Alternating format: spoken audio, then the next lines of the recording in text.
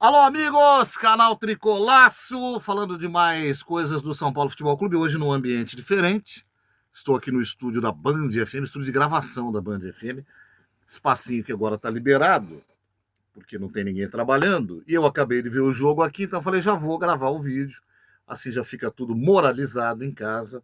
É isso aí. Estamos aqui para falar de Juventude 0, São Paulo 1. Olha, vou te falar uma coisa, foi difícil hoje, hein? Mas a gente fez esse alerta, né? Inclusive, eu estava assistindo o jogo bastante resignado, porque o Juventude tem uma campanha bem curiosa. O Juventude, ele está na zona do rebaixamento, mas ele tem 3 jogos a menos. E é um time que está sofrendo no Campeonato Brasileiro, que quando joga fora de casa é uma verdadeira peneira. Vídeo jogo contra o Cruzeiro. Curioso que no jogo contra o Cruzeiro o Juventude arriscou se comportar bem defensivamente, não é que o Cruzeiro demorou para fazer gol, mas depois que fez foi 4-0. E essa tem sido a realidade do Juventude quase sempre no campeonato. E só que em casa ele é um time que joga bem, tanto é que ele tem algumas vitórias. Tem 3 vitórias no campeonato, mas assim, as 3 são em casa e são vitórias importantes, porque ele até enfrentou times difíceis também e acabou ganhando. Então, o perigo para o São Paulo era jogar com Juventude lá e, eventualmente, até perder. E seria terrível perder, porque a posição do São Paulo na tabela ainda é delicada. E por essas coincidências do destino, poderia trocar de posição até com o próprio Juventude. Não hoje, mas assim que o Juventude acertasse seus jogos na tabela. Então, ganhar do Juventude lá tem o componente também de acertar a vida do São Paulo um pouquinho no campeonato. São 19 pontos agora, ah, se afastando um pouquinho daquela entrada na zona do rebaixamento e com uma condição de respirar um pouco melhor para os próximos desafios. Não são fáceis. O São Paulo tem pela frente o Fluminense com a corda no pescoço, o Internacional dividindo posições semelhantes e querendo subir, e o Vitória na parte de baixo. O Fluminense em casa, o Internacional fora e o Vitória em casa. Em meio a isso tudo, Copa do Brasil contra o Atlético Paranaense na quinta-feira que vem. Por isso que aquele vídeo da segunda-feira, quando a gente fala dos próximos passos, a gente tenta... Aliás, não foi nessa, né? Foi na semana passada. A gente tenta imaginar um cenário do que é que o Crespo poderia fazer para, no vídeo da semana passada, salvar o São Paulo. E entre as alternativas estava foco no brasileiro, porque o São Paulo tinha como necessidade sair da parte de baixo da tabela. Em termos de posição, até saiu, mas como tem esses times com jogos a menos, ainda não dá para cantar a vitória antecipadamente. Então, eu penso que cronologicamente os olhos do time do São Paulo ainda têm que estar voltados para a tarefa de se distanciar da parte de baixo. Isso significa o seguinte: tem que ganhar do Fluminense porque o jogo é em casa, mas não será fácil porque o Fluminense vem com a corda no pescoço. E o que é importante dizer aí? O Fluminense é semifinalista da Copa do Mundo de Clubes. Não é um time qualquer, mas é um time que pegou uma tabela muito complicada na volta dos Estados Unidos. Cansado, contra times complicados de jogar. O Fluminense perdeu para o Bragantino, perdeu para o Cruzeiro. Você vê, perdeu para o Cruzeiro em casa. Não é um resultado atípico. O Cruzeiro é um time muito difícil. Perdeu para o Palmeiras ontem de virada e perdeu para o Flamengo, que é um clássico. Então, todas as derrotas do Fluminense têm explicação, mesmo ele sendo semifinalista da Copa do Mundo de Clubes, porque o Fluminense é mais fraco que o Palmeiras, é mais fraco que o Flamengo, é bem mais fraco que o Cruzeiro, e equivale ao Bragantino. Tudo poderia acontecer num jogo como aquele. E vai pegar o São Paulo, que nessa avaliação atual é um time do mesmo nível, porém, jogando em casa e, digamos assim, animado, é um time mais difícil também. Só que é o seguinte: Será que o Fluminense vai perder 5 jogos seguidos? Será que o Fluminense, chegando a São Paulo no fim de semana, não vai botar na conta? Não podemos perder o 5º jogo seguido? E será que ao botar na conta não podemos perder o 5º jogo seguido, ele não vai dificultar ainda mais as coisas para o São Paulo? Então, pensa na importância que teve a vitória de hoje. Eu não estou dizendo que não vai ganhar do Fluminense, ao contrário, tem que ganhar. Primeiro, porque eu vou estar lá. Eu gosto de ir no estádio para ver o time ganhar. E segundo, porque tem que abrir distância. E terceiro, porque tem que respirar. Vamos chegar lá. Depois do Fluminense é o jogo do Atlético Paranaense. Mas no domingo, à noite, é o jogo em Porto Alegre contra o Internacional, que disputa a mesma faixa de classificação que o São Paulo. Então é mais um jogo que o São Paulo não pode ver o adversário desgarrar. Então, voltando ao cronograma, eu acho que ainda tem que estar no horizonte, mesmo com uma eventual vitória contra o Fluminense domingo, a possibilidade de não dar tudo na Copa do Brasil.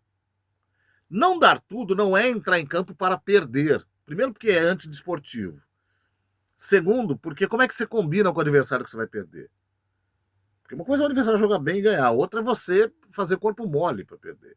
E como é que na frente da sua torcida você vai fazer corpo mole? Então o que o São Paulo tem que fazer, na minha visão? Descansar quem está jogando esses jogos, porque realmente esse time está se esgotando. Colocar um time alternativo, não para perder, mas colocar para jogar. E não esperar o resultado. Aí a gente vai ter a seguinte situação. Se o time alternativo perder para o Atlético Paranaense, era o time alternativo. Se empatar em casa, era o time alternativo. Se ganhar, pô, que bom. Demos um passo para avançar na Copa do Brasil com um time alternativo. Porque aí você vira o foco para o jogo do Inter. Depois você tem volta na Copa do Brasil e tem o Vitória no Morumbi de novo. E aí encerra o turno. Vamos fazer uma conta muito positiva, mas muito positiva. Ganha do Fluminense, ganha do Inter, ganha do Vitória. Então nós temos 22, 25, 28 pontos para terminar o primeiro turno. Se perder para o Internacional, que é uma conta muito assim realista, ninguém gosta de perder, mas vamos colocar, e ganhar do Fluminense e do Vitória, o São Paulo ainda chega a 25 pontos. Né? O que dá ao São Paulo a chance de, se fizer o mesmo turno medíocre que fez o primeiro, terminar o campeonato com 50 pontos. Né? Então, eu imagino que o Crespo esteja com essas contas na mão. Vamos ao jogo de hoje.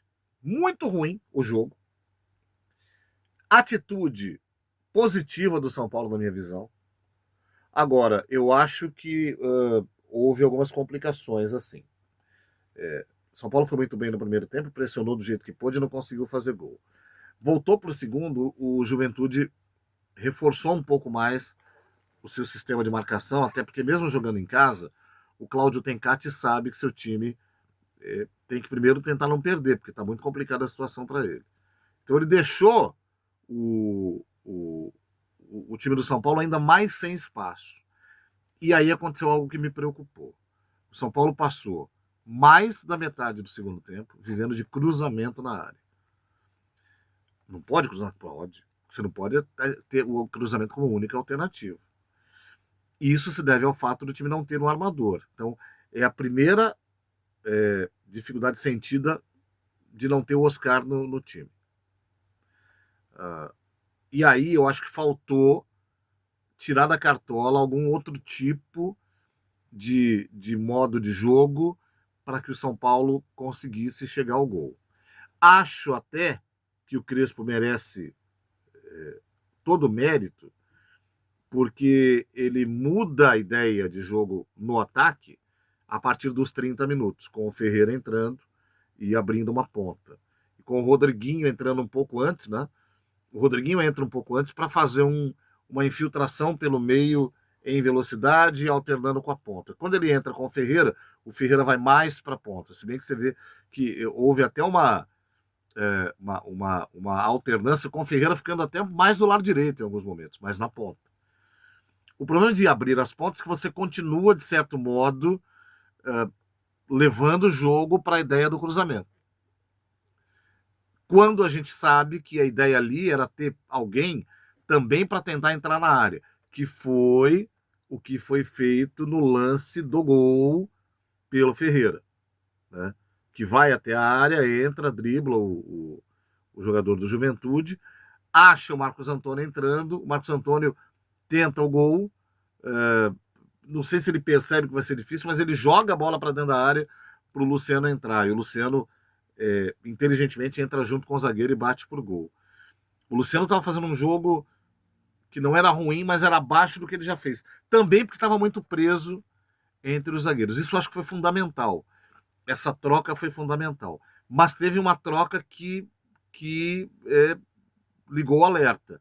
O André Silva não estava bem no jogo, mas ele era o centroavante. Quando ele sai, os primeiros 5 minutos sem ele, o São Paulo fica completamente sem entrar na área do Juventude. Demorou para o São Paulo se rearranjar, se reorganizar para entrar. A rigor, o São Paulo só entrou de novo na área na hora do gol. Então, acho que fica uma lição para os próximos jogos para, quando tentar esse tipo de alternativa, tentar de modo muito calculado, porque passou muito perto da possibilidade do São Paulo não vencer. E assim, empatar lá seria uma tragédia? Empatar lá não é uma tragédia. Empatar nas condições atuais seria bem ruim. Seria bem ruim. Então, o ganhar, no fim das contas, acabou sendo a opção mais interessante, mais positiva, mais inteligente também para a equipe. Acho que agora o time consegue respirar um pouco.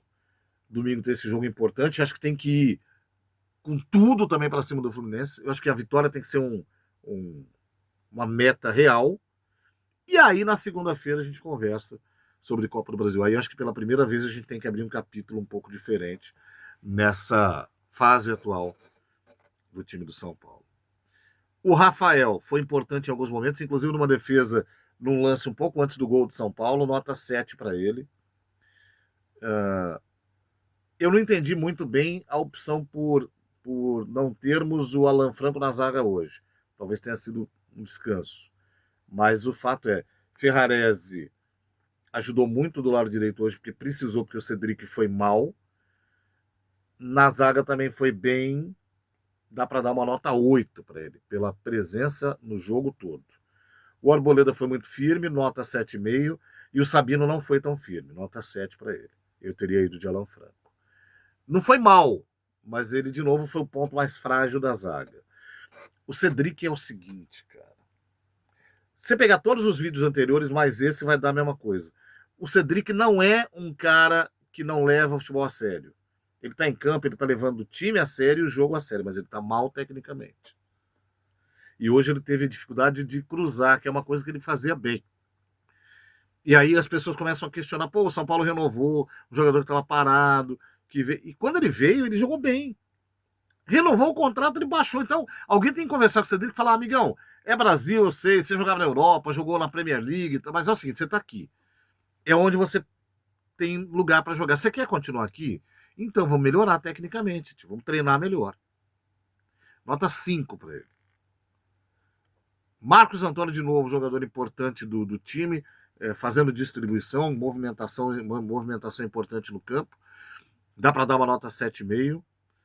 E o Bobadilha, outra partida muito boa, quase fez um gol. De novo, é outro Bobadilha, participando mais, indo ao ataque, ajudando a marcar. 8 para ele.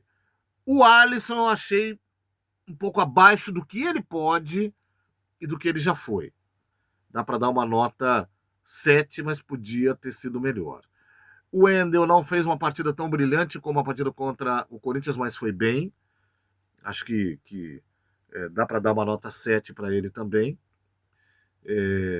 André Silva, bastante atrapalhado, mas com presença importante numericamente falando. Dá para dar uma nota 6,5 para ele, mas podia ter jogado melhor.